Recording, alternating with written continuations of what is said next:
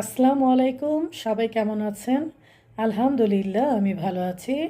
চলে এসেছি প্রতিদিনের মতো আপনাদের রৌনক আপু।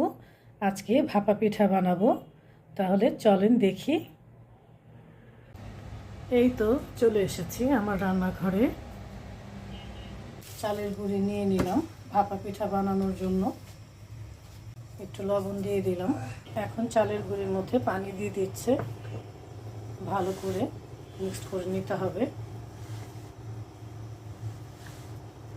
শীতের দিনে ভাপা পিঠা খেতে কিন্তু ভালোই লাগে।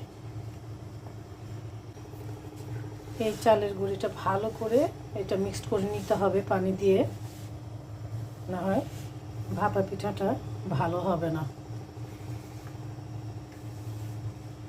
এই তো ভাপা পিঠা বানানোর জন্য আমার কোনো পাতিল নাই, তাই এইভাবে সিস্টেম করে আটা মেখে পাতিলার চারপাশে যেন পানির ভাবটা বের না হয় একটা চালনি বসিয়ে দিয়েছি। এখন চালের গুঁড়াটা চেলে নিতে হবে। আমরা একটা নেটের মধ্যে এভাবে চেলে নিচ্ছি।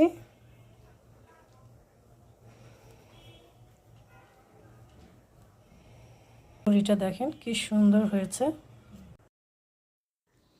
চালের গুঁড়াটা চালা হয়ে গেল, দেখেন কি সুন্দর হয়েছে, ছড়ছড়া। পিঠা বানাতেও ভালো হবে। এখন খেজুরের গুড়টা কেটে নিচ্ছি ভাপা পিঠা বানানোর জন্য। এই তো গুড়টা রেডি হয়ে গেল। এখন ভাপা পিঠা বানানো শুরু করা হবে। বিসমিল্লাহ করে চালের গুঁড়িটা দেওয়া হলো, তারপর গুড়টা একটু বেশি করে গুড়টা দিতে হবে। আজকের পিঠাতে কোনো নারকেল দিব না, কারণ কেউ নারকেল খেতে চায় না, শুধু গুড় আর চালের গুঁড়ি।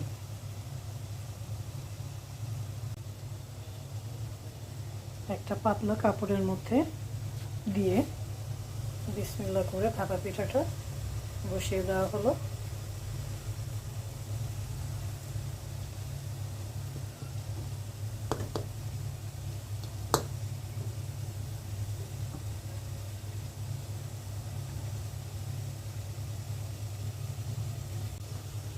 পাঁচ মিনিট পরে আমরা উঠিয়ে নেব।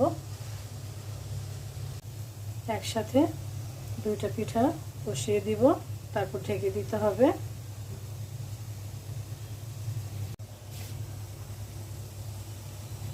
আরেকটা দিয়ে দেওয়া হলো।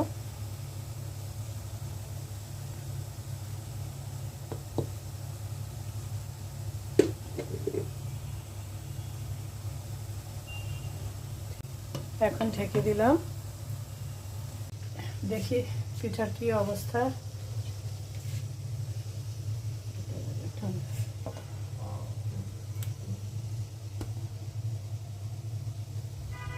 এখানেই রাখো।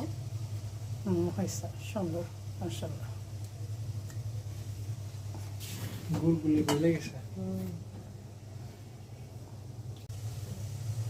এই যে পিঠাটা উঠানো হচ্ছে।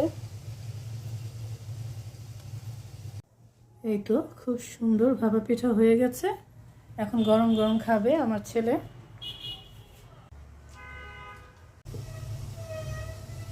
আবারও দিয়ে দেওয়া হচ্ছে ভাপা পিঠা, ঢেকে দিলাম।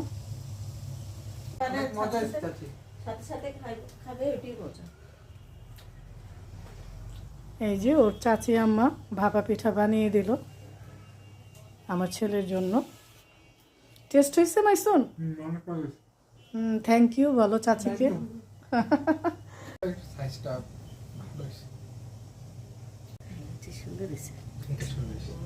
এই তো ভাপা পিঠা হয়ে গেল। কি সুন্দর ধোঁয়া উঠছে ভাপা পিঠা। এমন গরম গরম পিঠা এই শীতের দিনে খেতে কিন্তু দারুণ। একটার পর একটা পিঠা বানানো হচ্ছে, আবার খাওয়াও হচ্ছে গরম গরম। বাইরের থেকে কেনার চেয়ে ঘরে বানানোর পিঠা অনেক টেস্ট হয় এবং ফ্রেশ থাকে। আবারও বানানো হচ্ছে পিঠা। আসলে ঘরে বানানো পিঠার মজাই আলাদা। একটা একটা করে বানানো হচ্ছে আর আমাদের বাচ্চারা গরম গরম পরিবেশন করছে। শীতের দিনে গরম গরম ভাপা পিঠা খেতে কিন্তু দারুণ মজা। এই যে বানিয়ে ফেলেছি ভাপা পিঠা। সব কিছু গুছিয়ে নিলে পিঠা বানাতে খুবই সহজ হয়। তুফা, পিঠা কেমন হয়েছে?